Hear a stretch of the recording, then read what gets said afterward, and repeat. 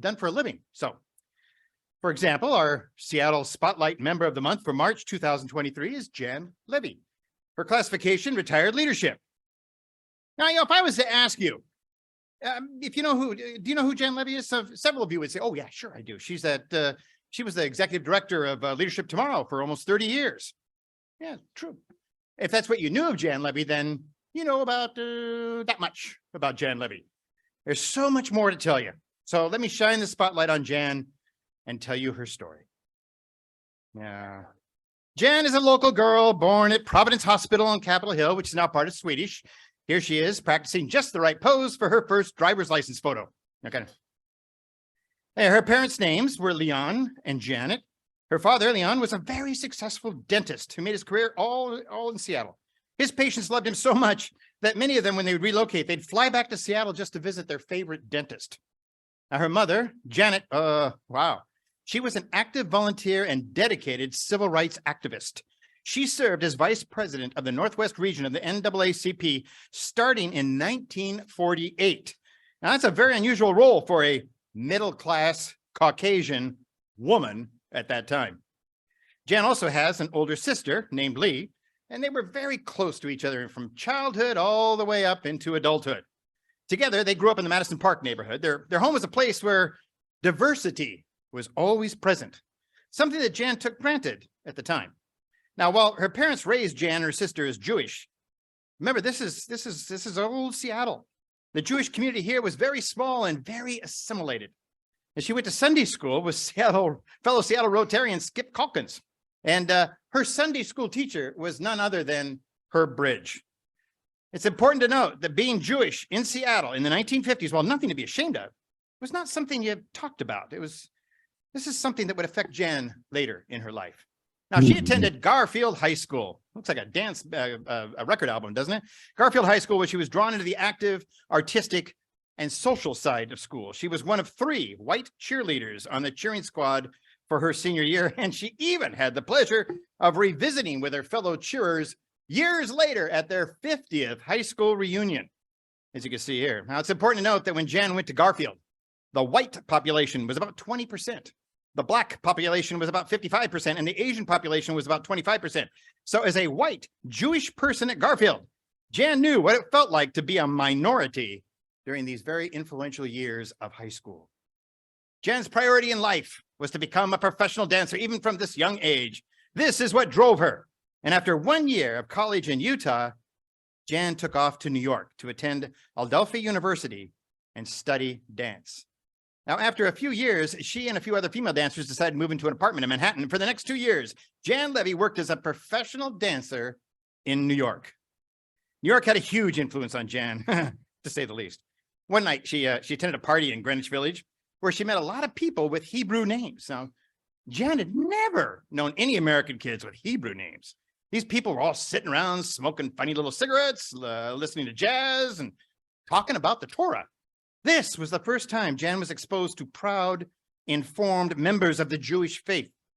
That pride rubbed off on Jan. Oh, and she also met this really cute guy by the name of Paul, but I'll tell you a little more about him later. Now, after a couple of years, Jan decided she liked being behind the curtain more than being in front of it. But more than that and anything else, she wanted to stay in New York. So she had to get a job. She applied for a job as the assistant to the manager of a small rock and roll band. Turned out the manager was a fellow Seattleite and a fellow Jew. Jan said they spent most of the interview playing a game called Jewish Geography. That's where you all sit around and figure out who you're related to and who you know in common. And obviously, Jan charmed her way right into the job. And for the next 3 years, she traveled the world with this band called Blood, Sweat, and Tears.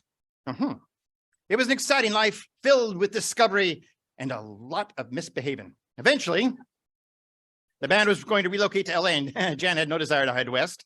Instead, she decided to join her boyfriend, Paul, who's the guy she met at the Greenwich Village party, and follow him to Jerusalem as he finished his next year of school.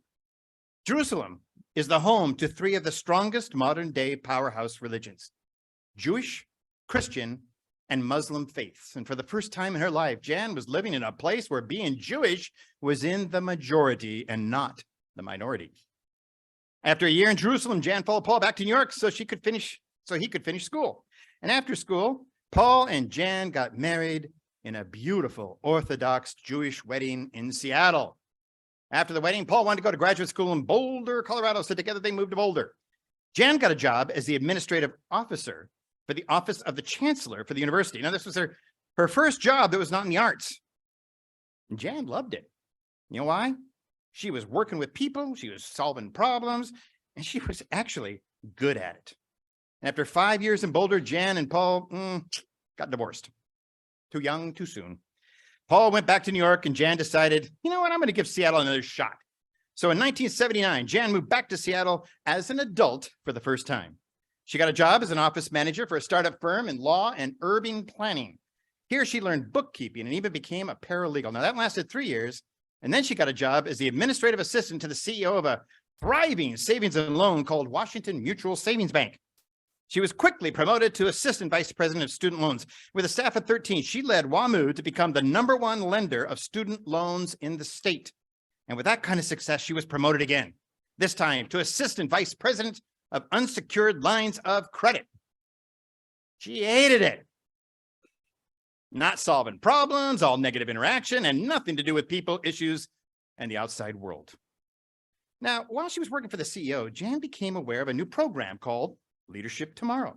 This was a civic leadership training program that targets mid to senior level managers in nonprofit, private, and public sectors. Those participants are trained to become the civic leaders for the region.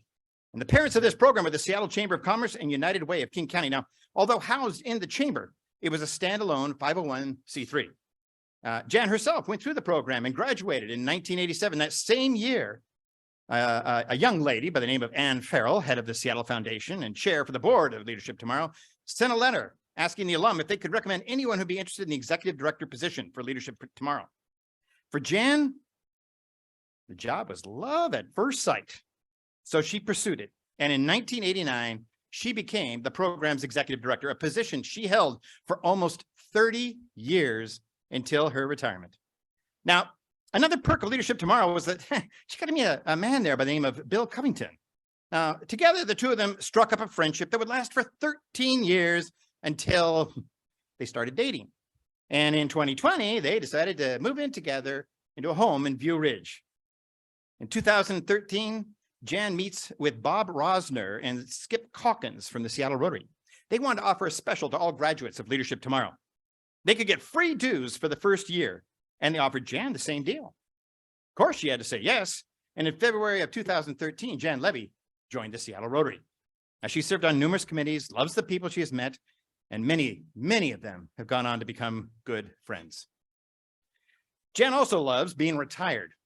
Her goal is to get Bill to retire so they could travel more. Now, that being said, they are planning a trip to Paris and Bordeaux in September to celebrate Jan's 75th birthday. Wow. That's good to smile when you're 75. As you can see, Jan did not lead a linear life. Her mantra was, if you feed your soul and not your pocketbook, you will have a happy life. She's a lover of dance, theater, music, business leadership, and most of all, people. Fellow Rotarians, I give you our Rotary Spotlight Member of the Month for March 2023, Jan Levy, classification, retired leadership. Jan, please stand.